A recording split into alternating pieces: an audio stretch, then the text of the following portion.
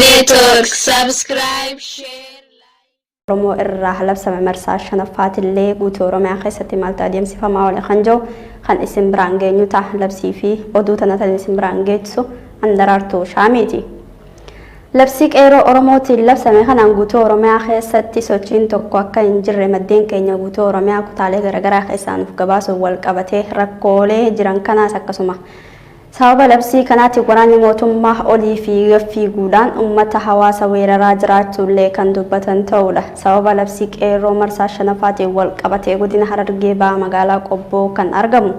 Dukkaana obsaa gabaa gaafii takka ammalee shiftoonni poolisii Abiyyiin hoogganaman hedduu tahanii dhufanii saamamanii deemuu maddeen keenya kunnuuf gabaasaniiti jiran. Dukkaanni nama kanaa kan saamame kun birrii miiliyoona takka tuqaa lamatti kan shalagamu yoo ta'u. Namni kun kaafaa fi abaa'oo qabeenya isaatiin deeggaraa waan tureef amma siitu labsii qeerroo kana deeggaraa jira. Daandiillee siitu cufsiisaa jira jechuudhaan dukkaana isaa kan cufaa jiru qulfii irraa cabsanii kan saaman ta'ullee dubbata. Torbaan dabrees dukkaana qeerroo Ramadaayyaa qub sababuma akkanaatiin saamamuu gabaasuun keenya ni yaadatama. Obboleessa obsaa gabaa Kadir gabaa kan jedhamu hagayya 18 bara 2020 dukkaanuma guyyaa irraa saamame kana keessatti shiftoota Abiyyiin ajjeefamuun isaa gabaasuun keenya ni yaadatama. Oduu gama biraatiin godina Iluu Abbaa Boor aanaa Daarii Muutitti ilmaan Oromoo badii takka malee hidhaa fi dararuun ammallee akkuma itti fufetti jira jechuun maddeen keenya nuuf gabaasaniiti jiran. Godina kana keessatti ganda duwwaa takka kan tahan namoonni 4 yoo hidhaman ammallee dargaggoo Laxii Adii Jaamu guyyaa kaleessaatti kan mootummaatiin qabamu waajjira poolisii aanichaatti hidhamuu jiraachuu maddeen keenya kunnuuf gabaasaniiti jiran. Qeerroowwan godina Harargee Bahaa aanaa Kombolchaa qoqqobbii marsaa shanaffaa qeerroo Oromootirraa labsame kana hojiirra oolchuutti jirra jechuudhaan waa ibbitti himanii jira. Nagaa lagannaan irraa hedduu nuuf milkooyte qophiin qeerrootillee bareedaa turte. Egaa qeerroo bakka hundaatu eda qophii akka ajaa'ibaatti gootee karaan cufamaa oole.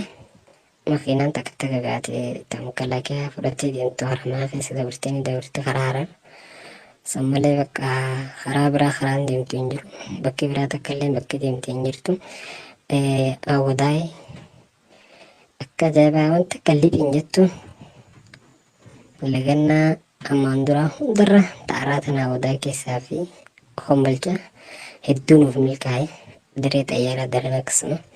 Bakka hundaa'uu bakka lagannaan ta'araa tanaa qicallu nu milkaa'e qophiin qeerrootillee hedduu bareedduudha. Akka nolmeen irraan tanaa kan aanota haramaatii fi aanaa diree xayyaaraatii fi aanaa Kombolchaa kana fakkaata diree. Qabsaa'ota adamsanii hidhuun jeequmsa biyyaa fi uummanni keessa jiruuf fala hin ta'uu jaa ibsaa baa'oon sadaasa 2 bara 2020 baase duula ajjeechaa suukanneessaa fi hidhaa addatti dargaggoota irratti xiyyeeffatee deemaa jiru cinatti adamsuu miseensootaa fi deeggartoota abaa'oo irratti raawwatamaa jirus hammaatu irratti akka argamu haalli Oromiyaa keessaa ragaadhaa jechuudhaan dubbateetti jira. Guutuu gabaasa kana Lalisaa Sabaa akka taantisniif dhiyeessa. Qabsaa'ota adamsanii hidhuu fi jeequmsa biyyaa fi uummanni keessa jiruuf fala hin ta'u. Ibsaa baa'oo sadaasa 2 bara 2020 duula ajjeechaa suukanneessaa fi hidhaa addatti dargaggoota irratti xiyyeeffatee deemaa jiruun cinatti adeemsuun miseensootaa fi deeggartoota abaa'oo irratti raawwatamaa jirus hammaatu irraa akka argamu haalli Oromiyaa keessaa ragaa gahaadha. Sadaasa 1 bara 2020 humnoonni nageenyaa walitti qabaa koree naamusaa fi to'annoo abaa'oo kan tahan Jaalala Maayyoo Diroo mana jireenya isaatii butanii magaalaa Burraayyuutti hidhaniiru. Jaalala Maayyoon hayyuu fi manguddoo Oromoo hawaasa biratti jaalalaa fi kabajaa guddaa qaban qabsoo abaa'oon karaa nagaatiin gaggeessaa jiru keessattis kora sabaa abaa'oo waxabajii bara 2019 keessatti gaggeeffame irratti koree naamusaa fi to'annoo dhaabichaatti filatamuudhaan dirqama isaanii nama bahaa jiranidha.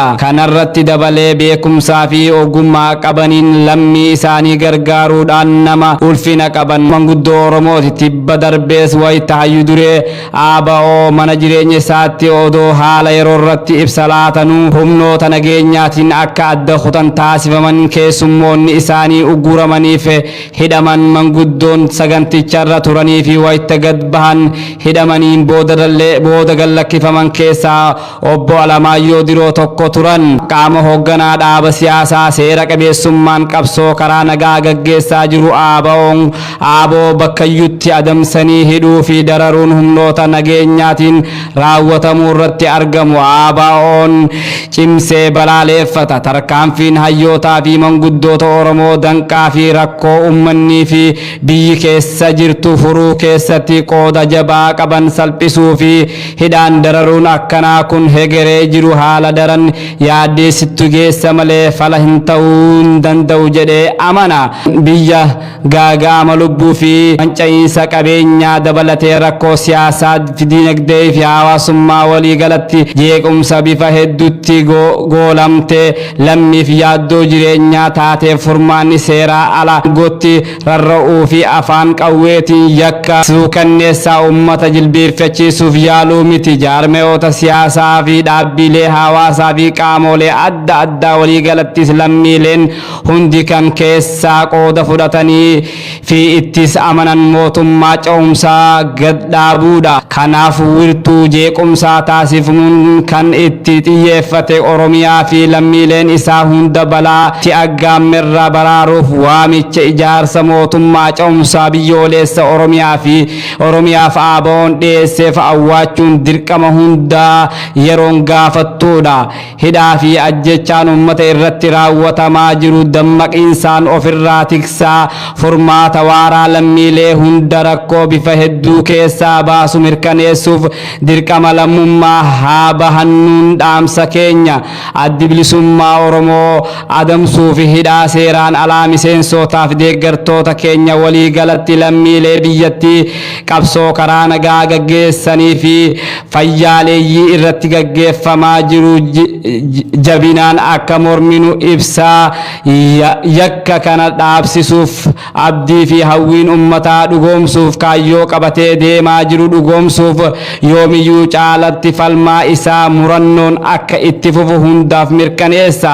Injifannoo ummata Oromoof adda bilisummaa Oromoo 9/2020. Qeerroowwan godina Harargee ba'aa keessa aanaa Kombolchaa qoqqobbii marsaa shanaffaa qeerroo Oromootiin labsame kan hojiirra oolchaa jiran ta'uu dubbata. Kana malees yeroo ammaa kanatti rakkoon aanaa Kombolchaa keessatti deemaa jiru kan duraaniin caalaa yaaddeessaa ta'uu dubbatan. Akkuma nuti qophii lagannaa gabaa marsaa shanaffaa xumurreen milishoonni poolisii Oromiyaa waliin ta'uudhaan qeerroo labsii kana irratti hirmaate basaasuudhaan barbaadaa jiraachuu dubbatan. Haa ta'u malee nuti dararaa fi reebichi bitamtoota mootummaa gabroonfataatiin nurratti deemaa jiru qabsoo teenya irraa of duuba hin deebisu jechuudhaan kutannoo qaban dubbatan. Akka dhaamsaatti kan dhaammatan abbootii qabeenyaa kan qabsoo sabaa dura dhaabbattan mootummaa waliin ta'uudhaan qabsoo kan fashaleessuuf tattaafachaa jirtan dhaamsa keenya fudhattanii qabsoo uummataa dura dhaabbachuurraa of qusattan taanaan bareedaa san tahuu baannaan tarkaanfii isin irratti fi qabeenya keessan irratti fudhatamuuf itti gaafatamaa uummatuma keessanii jechuudhaan dhaamsa isaanillee dhaammataniiti jiran. Dhaabbanni waa'ee waldhabdee qoratu International Crisis Group muudama mootummaa federaalaa fi naannoo Tigraay jidduutti jiru cimee walitti bu'iinsatti ce'uu mala jedha. Gareen kun muudama qaamolee lamaan jidduu jiru hammaachuun duraa yaaddoo furmaataa ta'uu mala jedhee dhiyeessee jira. Yaada furmaataa ijoo gareen kun dhiyeessan qaamolee lamaan haal duree isaanii kan laaffisanii mariif gattaa'uu qabanii jechuudhaan dubbateeti jira. Guutuu gabaasa kana akka ta'amti isiniif dhiyeessina. Dhaabbanni waa'ee waldhabdee qoratu International Crisis Group muudamni mootummaa federaalaa fi naannoo Tigraay jidduu jiru cimee walitti bu'iinsatti ce'uu mala jedha. Gareen kun muudama qaamolee lamaan jidduu jiru hammaachuun dura yaada furmaataa ta'uu mala jedhee dhiyeessee jira. Yaadni furmaataa ijoon gareen kun dhiyeesse qaamolee lamaan haal dureewwan isaan kaan laaffisanii mariif gattaa'uu qabanii jira. Crisis Groupii mootummaa federaalaa torbaan dhufu yeroo itti baajata naannoleef qoodu akka ta'e ibsuun haa ta'u malee murtee mana murii federeeshinii hordofee kaabineen naannoo Tigraayiif baajata akka hin kennine himuu isaatiin kun muudama qaamolee lamaan jidduu jiru akka cimsuu danda'a jechuudhaan ibseera. Mootummaan federaalaa baajata kana dura naannichatti erga karaa kaabinee naannoo osoo hin taane kallattiin godina aanaa fi magaalattii akka ergu dubbachuu isaanii yaadatama. Mootummaan naannoo Tigraay tarkaanfii mootummaa federaalaa heeraan ala jechuudhaan waraana akka labsuutti jedhee ture. Akka dhaabichitti jedhutti qaamoleen lamaan mariif gattaa'uuf haaldureewwan kaa'aniiru. Naannoo Tigraay kan bulchaa jiru dhaabni TPLF mootummaa federaalaa waliin mariif taa'uuf haala duree ka'e keessaa tokko mootummaan ce'umsaa muummee ministeeraa Dr. Abiyyi Ahmadiin hin hoogganamne hundaa'uu qaba kan jedhu TPLF mootummaa ce'umsaa hundaa'uun filannoo adeemsifamuufis ol'aantummaan to'atamuu qaba ejjannoon jedhu kan qaban jechuudhaan dubbata. Kanaan alattis hooggantoonni paartiilee siyaasaa hidhaa jiran hiikamanii marii keessatti qooda fudhachuu qaban jechuudhaan himan. Dabalataanis pirezidaantiin Eertiraa Isaayyaas Afeworqii siyaasa Itoophiyaa keessa seenanii jiran jechuudhaan dubbatan. TPLF Crisis Group maritti deebi'uuf haaldureewwan ka'e laaffisuu qaba jedhe. Crisis Group akka jedhutti mootummaan federaalaa haaldureewwan TPLF ka'e fudhatee carraa mariitti dhufuu isaa xiqqaadha jedhan. Duraan dursee TPLF filannoo adeemsisuu bu'uura seeraa akka hin qabne amanee fudhachuu qaba jechuudha. Hooggantoonni paartiilee badhaadhinaa mariif akka tolu mootummaa federaalaa murtee baajataa irratti dabarsee kaasuu qaba jedhan. Dhaabbatichi murtee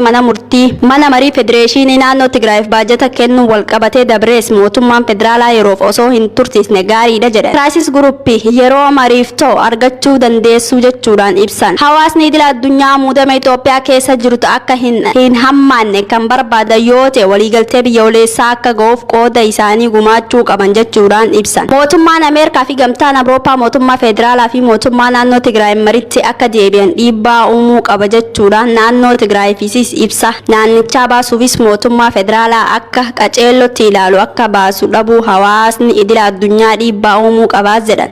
Itoophiyaa dhiyoo kan taate Chaayinaa fi biyyoonni galoo galaanaas qaamolee lamaan maritti akka deebi'an dhiibbaa uumuu qaba jechuudhaan ibse. Qaamolee lamaan biratti dhageettii kan qaban pirezidaantii Afrikaa Kibbaa Siiriil Ramaphoosaan lamaan isaanii marii akka deebi'an carraaquu akka qaban dhaameera. Rakkoon kun yoo kan hin furamne ta'e biyya Afrikaa baay'inaan uummata lammaffaa kan taate waraanni ka'ee hammaachuu mala jechuudhaan yaaddoo qaban ibseera. Taleegaa daawwattootaa fi kabajamtoota keenya oduun har'aaf qabanne isiniif daanna sumarratti hangoo labamta hangoo dubraatiin walitti deebanti.